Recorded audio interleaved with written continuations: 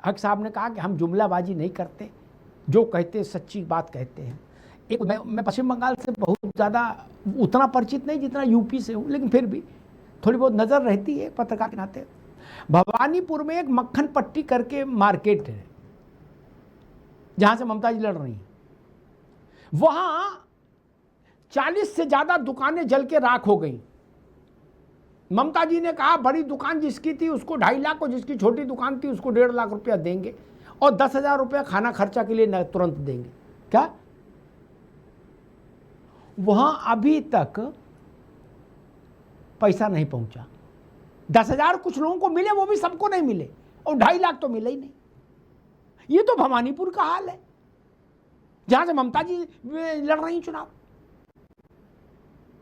जहां सरकार है वही जिला है, कलकत्ता के अधीन है, 11 सीट है, उसी में भवानीपुर है। तब मैं कहीं सुनी भरोसा नहीं करता, मैं तो आंखों देख के भरोसा करता हूं भैया। दूसरी चीज, धर्मेंद्र भाई ने एक बात उठाई थी कि अमित शाह आए हमें दिक्कत नहीं, नरेंद्र मोदी आए दिक्कत नहीं, प्रधानमंत्री और मुख्यमंत्री और गृह मंत्री की हैसियत से। धर्मेंद्र जी को पता होना चाहिए कि भारत ने जो संसदीय व्यवस्था स्वीकार की,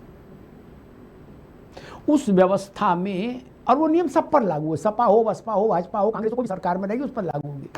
अखिलेश यादव भी जब 2017 में प्रचार कर रहे थे तो बाहैसियत मुख्यमंत्री ही प्रचार कर रहे थे, उनको वही प्रोटोकॉल मिल रहा था हर जगह, उनके पीछे उतनी ही फौज फाटा जा रही थी, 1,000 1,500 पुलिसकर्मी लगाए जा रहे थे, क्योंकि चीफ मिनिस्टर थे उत्तर प्रदेश के भाई,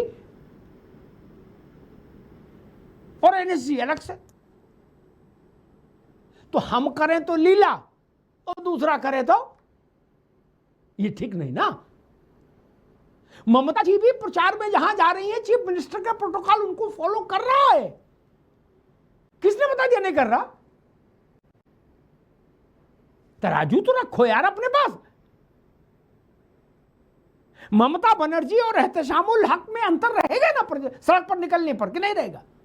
बोले नहीं ये भी टीएमसी वो भी टीएमसी, नहीं भाई उनके पास प्रोटोकॉल चलता है।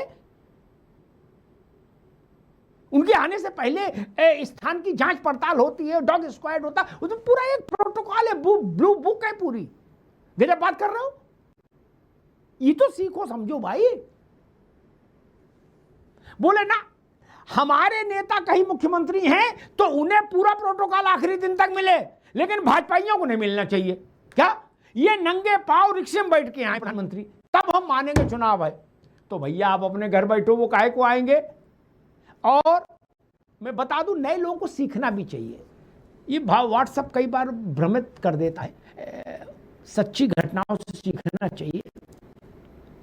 जवाहरलाल नेहरू से लेके आज तक जितने भी प्रधानमंत्री हुए, सब भारतीय वायुसेना के विमान से ही चुनावों में भी गए। उनकी सुरक्षा का प्रश्न है भाई। आप चाह रहे हो कि वो तांगा बैठ के चले जाए? कभी नहीं हुआ, न कभी होगा। इसलिए चिढ़िए मत। ईश्वर को मनाइए कि आप भी मुख्यमंत्री बने, आपकी पार्टी भी सरकार में प्रधानमंत्री बने कोई, तो आपको भी ये जलवा मिलेगा। अब नहीं जब तक बनोगे भैया, तब तक तो ये जलवा नहीं मिलेगा। और एक बात कहता हूं, जिन लोगों के पास जेट सिक्योरिटी है, जेट प्लस है या एनएसजी है, वो लोग पूरे राजा की तरह जाते हैं कि नहीं जाते हैं, भले उनके पास बोट हो ना हो, जाते हैं कि नहीं जाते हैं बाहर, पूरा अमला जमला चलता है साथ कि नहीं, आईपीएस स्तर के अधिकारी भागते हैं कि नहीं भागते हैं उनकी गाड़ी के पीछे?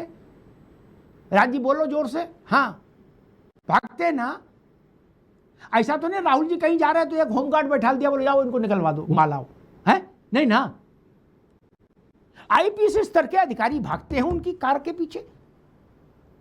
तो हमारे लला को पालकी मिले, अब बोले इनके लला, अरे बोले ये पालकी कैसे आ जाएंगे?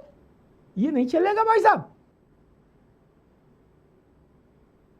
ये नहीं चलेगा। और समाजवादी पार्टी के साथ तो ये बात बहुत उनको ध्यान रखनी चाहिए कि जनता में ये संदेश नहीं जाना चाहिए कि आप चिढ़ रहे हैं सत्ता से।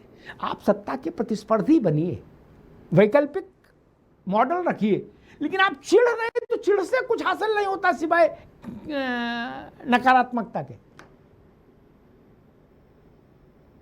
मैंने तो उदाहरण बता दिया, 17 में अखिलेश जब कैंपेन कर रहे थे तो वो बाहैसियत मुख्यमंत्री उत्तर प्रदेश कैंपेन कर रहे थे। इसलिए नहीं, सिर ना हिलाओ भैया, ऐसे सिर ना हिलाओ महाराज, जानकारी रखो।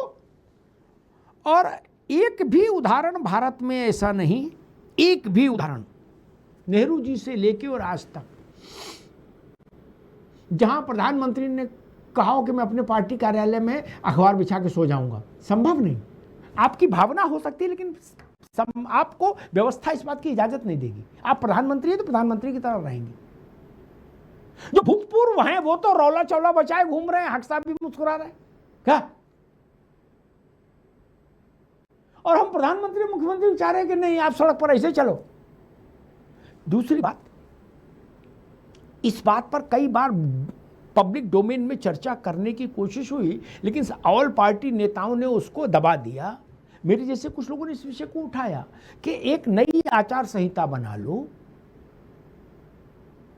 कि चुनाव से 3 महीने पहले सरकार किसी दूसरी व्यवस्था में काम करे और जो लोग सरकार में हैं वो सामान्य व्यक्ति की तरह रहें।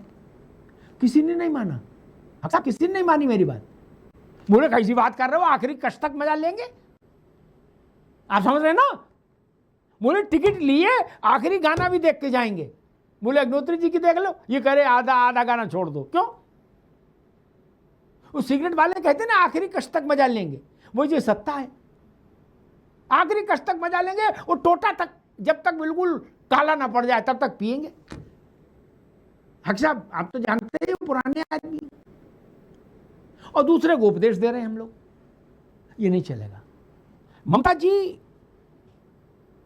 और उनकी पार्टी को इस बात का चिंतन जरूर करना चाहिए कि जिस संवैधानिक प्रक्रिया को उन्होंने सबसे ज्यादा कोसा, जिसके लिए वो सुप्रीम कोर्ट तक गई, वो ये वही उसी प्रक्रिया के गर्भ से बंगाल के इतिहास में पहली बार 94% वोट पैदा हुआ है।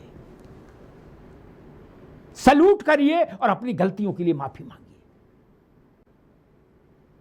क्या बिहार और क्या तमिलनाडु और क्या पश्चिम बंगाल, इतिहास रच दिया, इतना वोट कभी नहीं पड़ा।